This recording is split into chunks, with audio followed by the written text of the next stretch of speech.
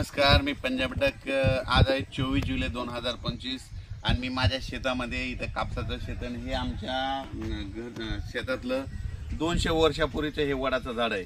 जे सेंद्रिय शेती करतात त्यांना एक सांगू इच्छितो, ज्या ज्या ठिकाणी वडाचं झाड असतं ना त्याच्या खाली गांडूळ खूप तयार होतात, म्हणून हे सगळ्यांना सर्वप्रथम सांगतो। आणि या ठिकाणाहून मी माझ्या घरात शेतातल्या वडाच्या 200 वर्षापूर्वीच्या वडाच्या झाडापासून एक अंदाज देणार आहे। तर ह्या वडाच्या झाडापासून एक तुम्हाला सांगू इच्छितो, राज्यात मध्ये आज सांगायचं तर 24 जुलै पासून ते 27 जुलैपर्यंत राज्यात वेगवेगळ्या भागात जोराचा पाऊस पडणार आहे। कुठं रिमझिम पडणार आहे, कुठं मुसळधार पडणार आहे, कुठं 8 दिवस होणार आहे, म्हणून हा अंदाज लक्षाचा। तर सुरुवात सांगतो, आज समजा आज आहे 24 जुलैपासून आज पूर्व विदर्भाकडे पाऊस सुरू होणार आहे। म्हणजे एका दिवस चालू झालेला असेल 24 जुलै 25, 26 पर्यंत पूर्व विदर्भामध्ये 6 जिल्ह्यामध्ये वर्धा, नागपूर, भंडारा, गोंदिया, चंद्रपूर, यवतमाळ, वाशिम, हिंगोली, अकोला, अमरावती, बुलढाणा, इकडे नांदेड, म्हणजे 24 पासून 24, 25, 26, 27 तारखेपर्यंत या पूर्व विदर्भामध्ये काही ठिकाणी मोठा पाऊस, कुठं लहान, कुठं रिमझिम, कुठं पाणी साचल, कुठं पेंडवालचा असा पाऊस पडणार आहे, म्हणून त्यांच्यासाठी आनंदाची वेळ मी। त्याच्यानंतर पश्चिम विदर्भात देखील म्हणजे 5 जिल्ह्यामध्ये 24 आजपासूनच पाऊस सुरू झालेला असेल, आता सुरू देखील होईल। पश्चिम विदर्भात देखील 5 जिल्ह्यामध्ये बुलढाणा, अकोला, अमरावती, यवतमाळ, हिंगोली, वाशिम या जिल्ह्यामध्ये म्हणजे 24, 25, 26, 27 4 दिवस दररोज वेगवेगळ्या भागात पाऊस पडणार आहे आणि सगळ्यांना जीवदान भेटणार आहे। कुठं मोठा पाऊस होईल, कुठं अतिवृष्टी होईल, कुठं रिमझिम पडेल, म्हणून हे पश्चिम विदर्भातल्या शेतकऱ्यांनी लक्षात येतात। त्याच्यानंतर आपण मराठवाड्याकडे येऊ।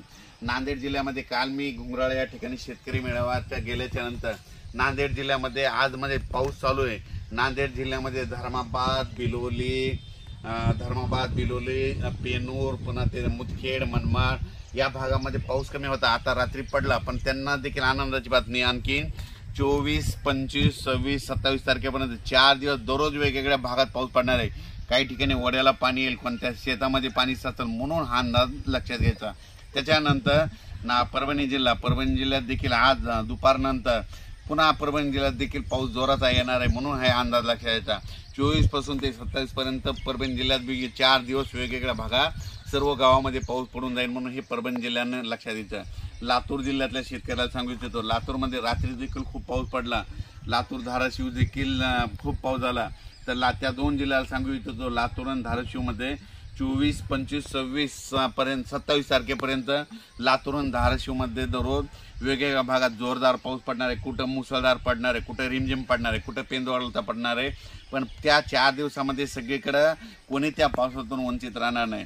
त्याच्यानंतर बीड जिल्हा, जालना जिल्हा आणि संभाजीनगर या 3 जिल्ह्यामध्ये सांगू इच्छितो की आज 24, 25, 26, 27 पर्यंत आपलं बीड जिल्हा, जालना जिल्हा, संभाजीनगर जिल्ह्यामध्ये दररोज म्हणजे 24, 25 या 4 दिवसामध्ये वेगवेगळ्या भागात पाऊस पडणार आहे, पण सगळ्या पिकांना जीवदान ठरणार आहे। काही शेतामध्ये पाणी साचल, वड्याला पाणी येईल, कुठं पूर येईल, म्हणून अशी परिस्थिती या 3 जिल्ह्यामध्ये राहणार आहे।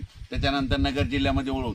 नगर जिल्ह्यामध्ये काय झालं, पाऊस पडलेलाच नाही, म्हणजे कमी पडलाय, तर ते शेतकऱ्याचे फोन येतात, मला पाऊस नाही, तर त्यांच्यासाठी आनंदाची बातमी सांगतो। आज दुपारनंतर तुमच्या ठिकाणी नगर या ठिकाणी खूप ठिकाणी वेगवेगळ्या भागामध्ये दुपारनंतर पाऊस सुरू होईल, पण तुमच्या भागामध्ये आयल्यानगरमध्ये म्हणजे 24, 25, 26, 27, 28 पर्यंत वेगवेगळ्या भागात पाऊस पडेल आणि तुमच्या देखील पिकाला जीवदान ठरणार आहे, म्हणून हे लक्षात घ्यायचं। त्याच्यानंतर पुणे जिल्हा आणि पश्चिम महाराष्ट्रामध्ये म्हणजे 24, 25, 26, 27 पर्यंत सरी चालू राहतील, म्हणून त्या शेतकऱ्यांनी पश्चिम महाराष्ट्रातल्याने हे अंदाज घ्यायचा। त्याच्यानंतर आता आपण ओळखू सगळ्यात महत्त्वाचं उत्तर महाराष्ट्रामध्ये धुळे जिल्हा, नंदुरबार जिल्हा, इकडं लासूर, इकडं जळगाव, पारोळा, यावल या भागामध्ये काय झालं, शेतकऱ्याचे फोन आले, आमच्याकडे पाऊस नाही, जवळपास 15 दिवस झालं, काही भागात पडायला आणि काही भाग सुटलेला आहे। तर त्यांच्यासाठी त्या आपलं धुळे जिल्हा, जळगाव जिल्हा, नंदुरबार या 40गाव या तालुका या भागाच्या शेतकऱ्याला सांगतो की आज 24 तारखेला म्हणजे बऱ्याच ठिकाणी पाऊस सुरू होईल। 25ला आणखीन थोडा वाढणार आहे, 26ला जास्त वाढेल आणि 26, 27ला मात्र तुमच्या इकडे चांगला रिमझिम पाऊस पिकाला पडणार आहे, म्हणून या उत्तर महाराष्ट्र खानदेशल्या शेतकऱ्यांनी हा अंदाज लक्षात घ्यायचा।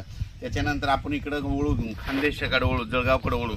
जळगावकडल्या शेतकऱ्याला सांगू इच्छितो आणि जळगावच्या घाटाच्या खाल्ल्या शेतकऱ्याला सांगू इच्छितो, टुणकी त्या नांदुरा त्या भागात देखील काही भागामध्ये घाटाच्या वर बुलढाण्याकडे पाऊस झाला आणि खाली झालेला नाही.